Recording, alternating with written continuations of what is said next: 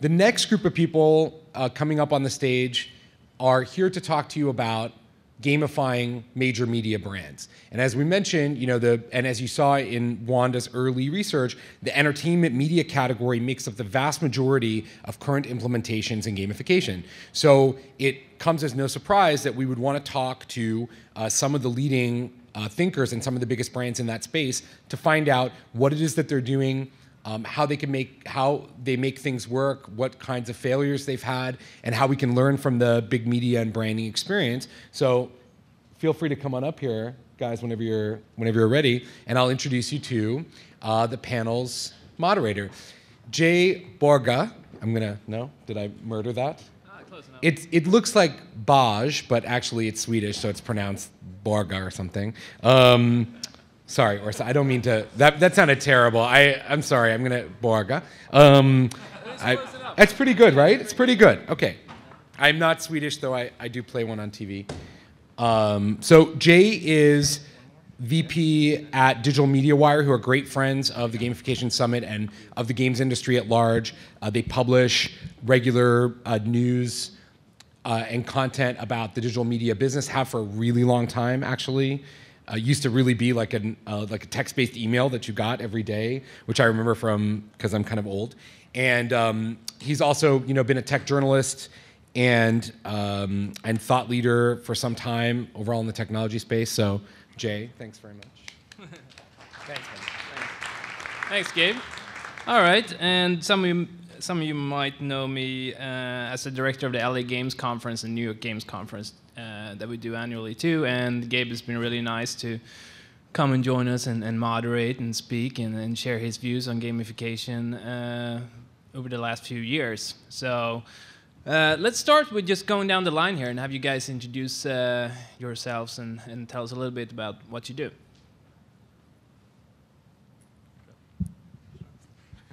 We only have one mic, so you get to share.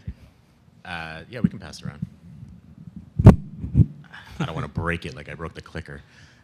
Jesse Redniss. I run the digital division for USA Network. I think everyone was in the room before, so you're pretty familiar with what we do. Thanks. Manny Anekal, Global Director of Brand Advertising at Zynga. Zynga is the world's largest social gaming company in the world, and my goal is to drive a lot of the brand partnerships and activations with the large global Fortune 500 brands in the world. Geoff Cook, I'm the CEO of my yearbook. We're dedicated to being the best place to meet new people. It's a social network around meeting new people. We're up to about 25 million profiles, 5 million active, mostly in the US, and we've recently are in the process of introducing a new gaming platform around that. Hey, Greg Johnson, Vice President Digital Ventures with Playboy Enterprises. We've recently launched a model search based in social media. I'll tell you more about that later, but basically it leverages the girls' friends, fans to come in and vote for them, so a lot of game mechanics involved. I'm Ian Bogost, a professor at Georgia Tech and co-founder of Persuasive Games, and also the author of a number of books on the applications of games, most recently one called News Games, about games and journalism. Great, thanks guys. So we got someone from Playboy and a professor. So we got a good mix of people on this panel. Not only that, but I have been in Playboy. Okay. I'm not kidding. Playboy or Playgirl? Well, you guys have the internet. You can figure it out. All right, so let's start off with an easy question. I mean, can you guys just go down the line and give us some good examples of gamification of major media properties that you've seen? You know, the people who basically hit it on the head, as you might say, with gamification. Jan, do you want to start? I guess I have the microphone, so I'll talk.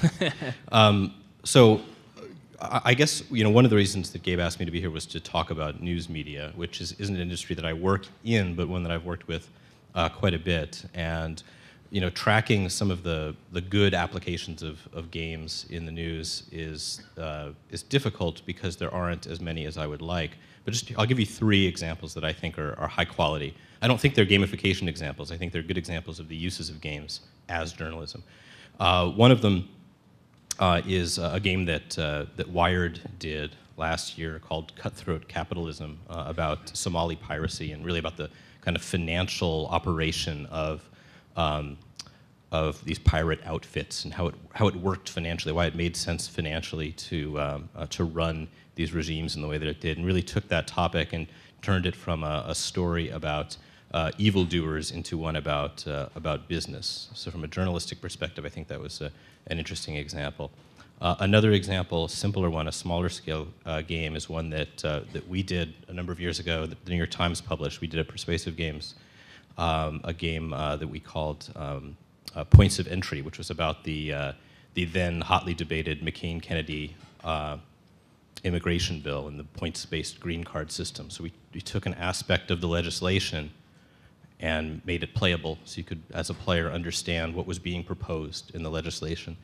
And then the third example is American Public Media's Budget Hero game, which is almost like a kind of playable infographic in which players set some goals for themselves, some political goals, like I'm interested in healthcare or defense, and then they build a sustainable budget, and the game measures whether or not they were successful in implementing their goals.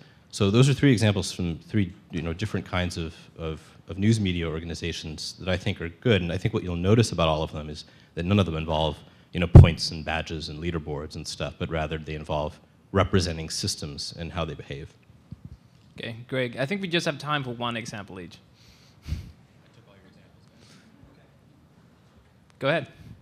I mean, so I'll speak from Playboy's just moving into the space. So it's from my own personal experience launching the first version of our social game with Miss Social, and basically we looked at through Playboy's history of 58 years that there are key motivators from a number of women out there that are seeking fame, are looking for alignment with our brand, and are happy to be recognized for the alignment with our brand. And we looked at those motivating factors, and that was kind of the foundation for why we said this, for us could work as a social game, our first foray into leveraging some of those motivations in a social game. So.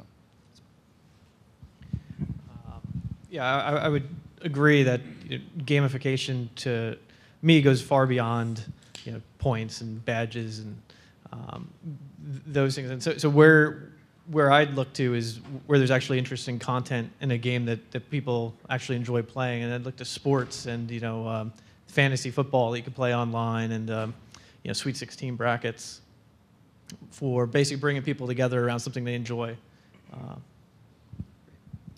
The whole notion of gamification, game features, and game theory, it's really at the core of what we do at Zynga. We create great, fun, and social games. So notions like badges, points, leveling up, sharing gifts with their friends, that's really at the core of what we do. And we're grateful to have Kleiner as a backer, and Ben Gordon's quote, I'm sure it's been repeated about 50 times here, but we really believe in the gamification of the world.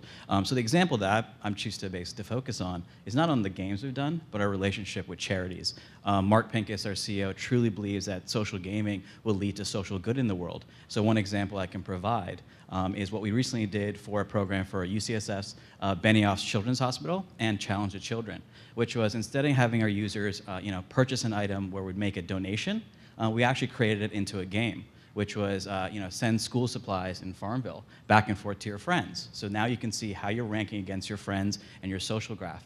Once we hit an X number of hundreds of thousands of gifts sent, we actually made a donation to the Children's Hospital. Our $800,000 donation was actually the largest donation made in Challenge the Children. So I think that's one aspect we're able to provide good back to the community. Yeah. Could you speak a little more about that? But that's actually really interesting how Zynga's been able to merge charity and corporate social responsibility with gaming. And as far as I understand, you have given away much more if you look at the whole foundation that Zynga set up. Yeah, absolutely. We just mentioned the Children's Hospital program, but we've also done a lot of programs for Haiti. Originally, again, we started off with Haiti Sweet Seeds, and we donated the proceeds we made towards Haiti itself. So we really believe that taking the game mechanics, the social features that are inherent in our games, and bringing it back to the community will provide great good. In fact, we've done another program for Haiti as well that was similar to the Children's Hospital, which required you sharing your gifts, passing it back and forth in the social aspect, and look towards us in 2011 to do several more of those charitable programs. Great. That's good stuff. Let's give you a round of applause for that. From my point of view, just to expand further on the fantasy sports side, I think what it's doing is it's taking a real sport, real life engagement in something that's happening in real time, not in the digital space, and attaching it to passion points for people that can't actually go and participate in that sport. Obviously, I'm not Brilliant Edwards, so I can't go and play in a Jet game. But I think some of the companies that are doing a fantastic job, CBS Sports, the way that they've set up their entire fantasy system, the analytics involved, the way that they get users engaged, as well as not just the user engagement, but also the revenue as a media company, which is something that we always have to be concerned about. The revenue that they're generating is fantastic as well. Great, thanks. Well, I want to keep this panel as relevant to what you guys are doing as possible. So if you at any time have any questions or comments, feel free to come up to the 2 mics here and just dive into the debate. So, but just to keep things going here, I'm going to flip that question and say, what are some examples that you guys have seen about people doing this or companies doing gamification or going about it in the wrong way? Are there any risks of everyone now sort of getting on the bandwagon and want to gamify their properties? Are there some properties that can't be gamified? And what happens if you add badges and awards and leaderboards and stuff to every single site out there? Is it going to dilute the interest and the whole point of having achievements and being able to share them with your friends and feel like it's challenging? There's a lot of things you just covered there. I think one of the important aspects of how not to do something is you just don't want to do it just because everyone else is doing it. You've got to be able to put up content and put up pieces of engagement that mean something back to the user. So just getting a badge, what does just getting a badge really mean to that user? How does it extend their engagement with the show, with the brand, with the piece of music, or whatever it may be? That's kind of really what you have to ask yourself before you just step into gamifying whatever property that you're overseeing. Yeah, I'm going to wholeheartedly agree with that. I think in general, if you want to add gamification to non-gaming sites, general media sites, or even industries like financial services or automotive, I think the key notion there is to really understand what your product is. I completely agree. You can't really just throw up a leaderboard or a point system or badges and expect your website or anything you're running to instantly become gamified. So the one notion that I would basically point to is being critical into adding these features into your product is really understanding what the users are doing on your site. If I read the most articles on CNN or came to TechCrunch 5 days in a row, what does that mean for my experience on the media property? So the one challenge I would give to the audience is to truly understand why your audience is coming to your site or your product, and then to add in the layers amongst that. Yeah, I differentiate between a rewards program and a game. So if you take a you can't, football is not the the lines on the field and the scoreboard, right? There's a game that happens on the field, and so in the same way, a frequent flyer program, in my view, is not a game. There's no way to lose that game, and so when we approach gamification, at least as it relates to, I don't think there's a risk necessarily to the property in adding badges. It may well drive engagement, but it's not a game. But when we thought about how to add games on my yearbook, we certainly looked at the concept of adding games that were playable on Facebook and other larger properties. But what we ended up doing is figuring out a way of adding games that basically played into how people use the site, which was to meet new people. So we brought in the concept of basically real-time games. They had to be games that you could play with people right then, and then we paired it with live video, so you could see who you're playing with. So we basically added a few twists on the gaming platform in order to drive basically meeting new people. I mean, I think it's important to have a high value end reward, be it an intrinsic or extrinsic motivation for the players, and ensuring that you have smaller, more achievable goals along that journey to make sure that you're completing the player's life cycle, so that you give them so everyone can take some value away from it. Yeah, I mean, games are weird and big and complicated and kind of like big rusty machines. And when we play them and when they're good, we get these kind of complicated ideas of things rather than simplified ideas of things. So in general, the bad examples of media applications of games are the simple ones, or the idea that you can just sort of just take a trend and apply it to content is carried out in the easiest, lowest risk way possible. In my experience working with news organizations, risk management is the biggest obstacle. How many games do you have to make before you find the formula for doing it well? Or what kind of internal political issues are at work within a big organization like that, and how do you defend the decision to really make a real game rather than just to take the easiest route and make a poll or a quiz or something about a piece of content. So I think the badness, the bad examples of these games are not just in the games, but in kind of the whole ecology in which they're created inside of these big companies. Interesting. So to riff off what Geoff said a little bit about frequent flyer programs and rewards programs, there's really no way to lose. I think that picks up on an interesting point that was discussed earlier today when it comes to rewards programs. And just in sake to wake up the audience here a little bit, how many of you are signed up for an airline rewards program? That's a pretty successful rate. How many of you are signed up for a hotel rewards program of some kind? Hilton or Starwood? Yeah, that's more than half. And how many people are signed up for something simple like a grocery or Ralph's or anything like that? And do you guys think that those programs give you value except for just the monetary value of being able to get a night free, or are they fun programs? No? So what's missing then? Because it has the game mechanics there, but they're very boring corporate programs. Yeah, I mean, I don't know. I'm a really hardcore frequent flyer program player, and or whatever. I think you're wrong. I think they give you a tremendous, at the highest level, when you fly a lot, you enter into this conversation with the company about their revenue model for you and your kind of expectations for them as a customer. You get an understanding of what works for them financially as a business, and then you kind of begin to have this very weird, perverse conversation with this big company.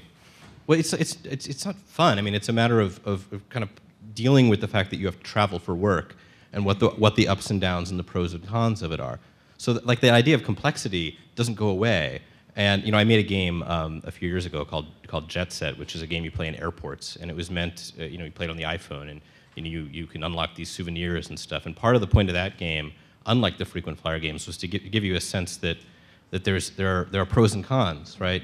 As long as you're out there and you have to travel so much for business, then how can you at least begin to make sense of, for example, how you could fund a trip for your family, through the miles that you fly when you're flying for business. So all this stuff is just weird and complicated and not easy to answer. And it's not about being fun or not. It's more about the understanding the way the system works. So, Greg, I mean, looking at what Playboy is doing, you guys should have all the potential to make a loyalty program and make it fun and interesting. Have you guys tried anything like that? Do you have an experience with that? No, we haven't really. This is the first foray into it. So, if there's a path for these contestants to become bunnies, which by the way, I did receive a few messages from folks out there leading up to today. And I'm sorry I couldn't bring the bunnies. We'll work on that next time.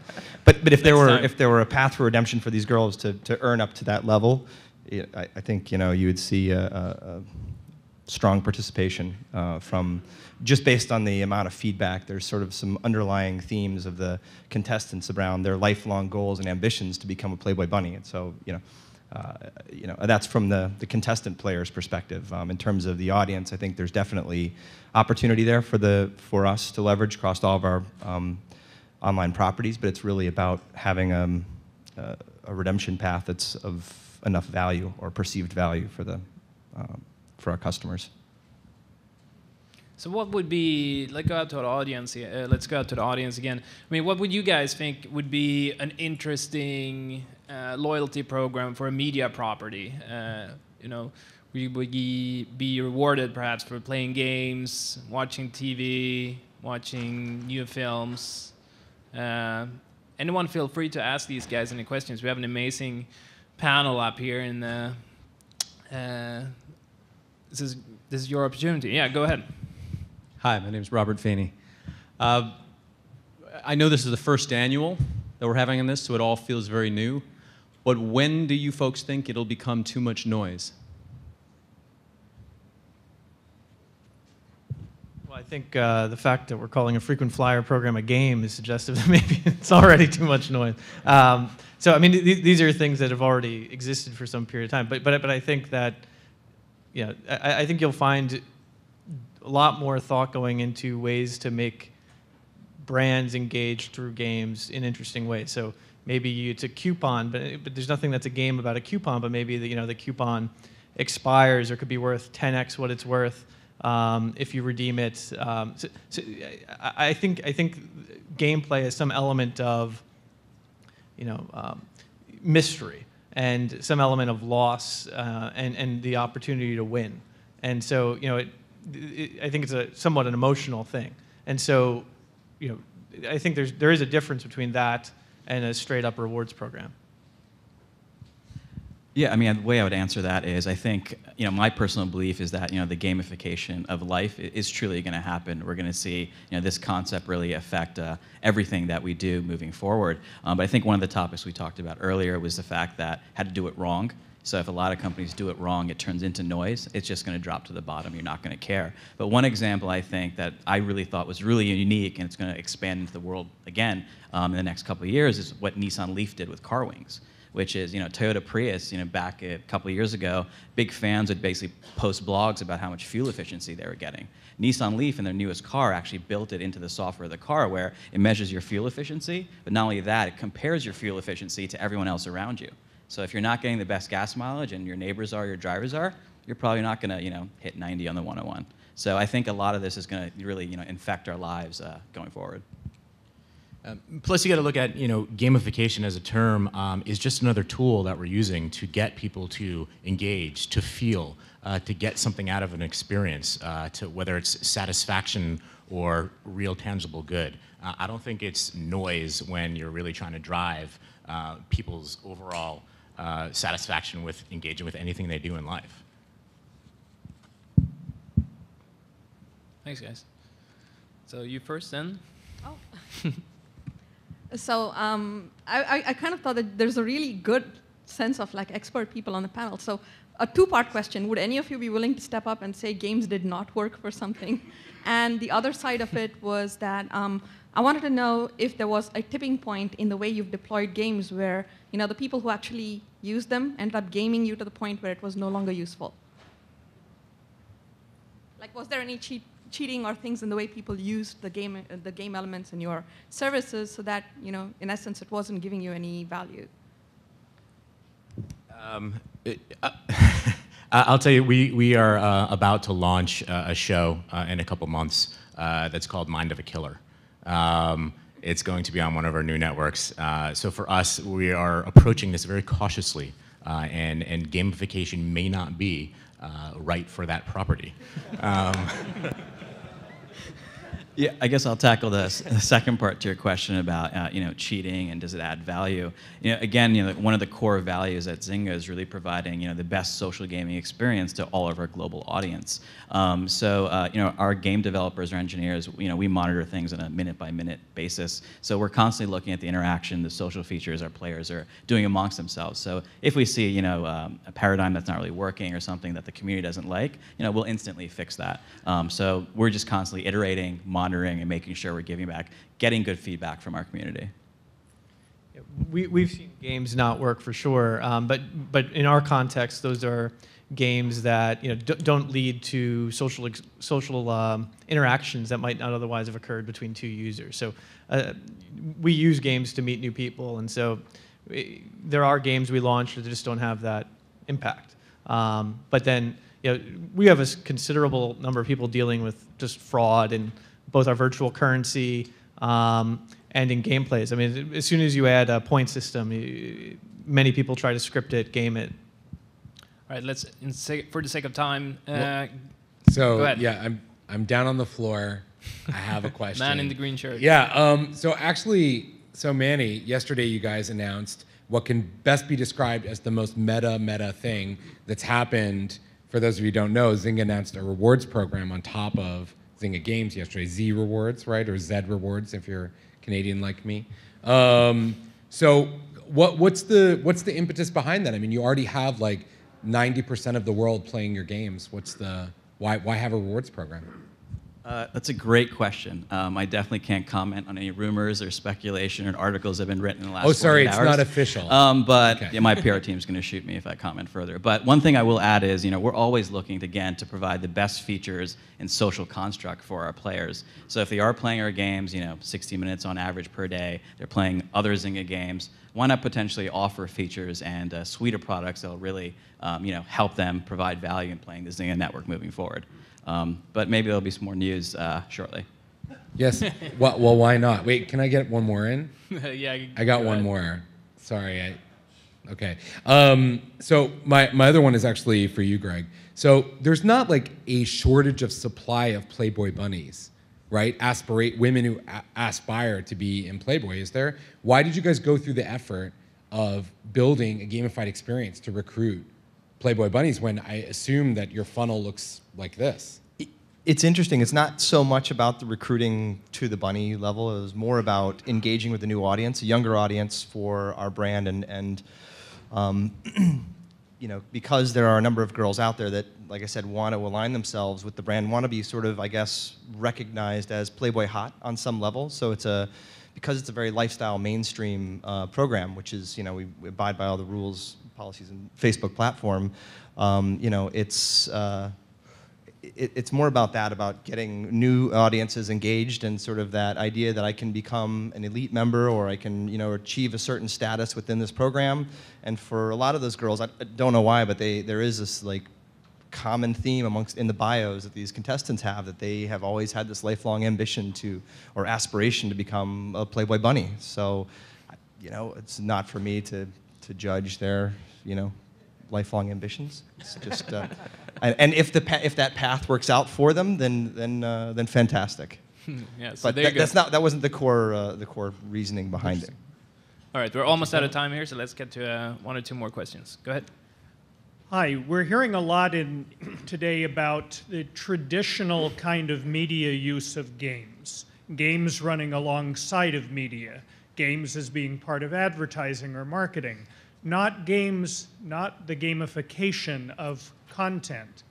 And yet, if we look at television, for example, the last 15 years is a history of games coming back into television, as content.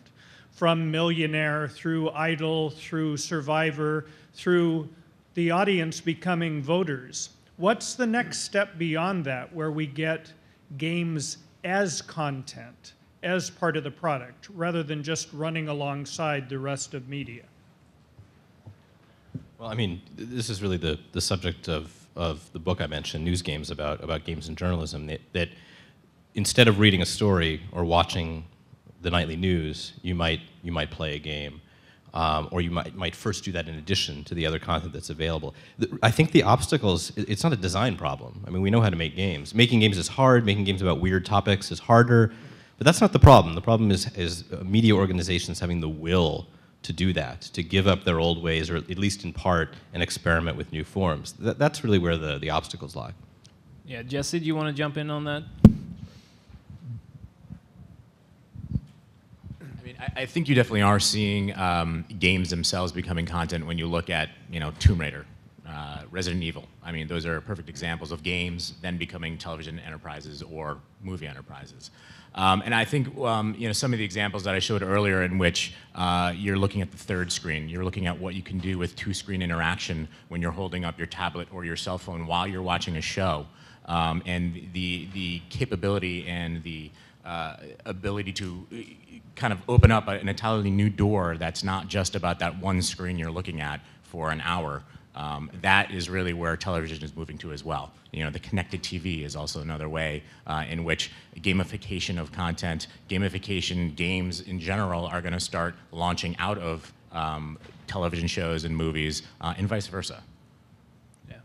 I'm so sorry, but we have the sign here. We need to move on. I'm sure you guys are going to be around a little bit. You can ask your questions to them directly. Thanks a lot for a great panel. I hope you guys get some good stuff out of it. Thanks.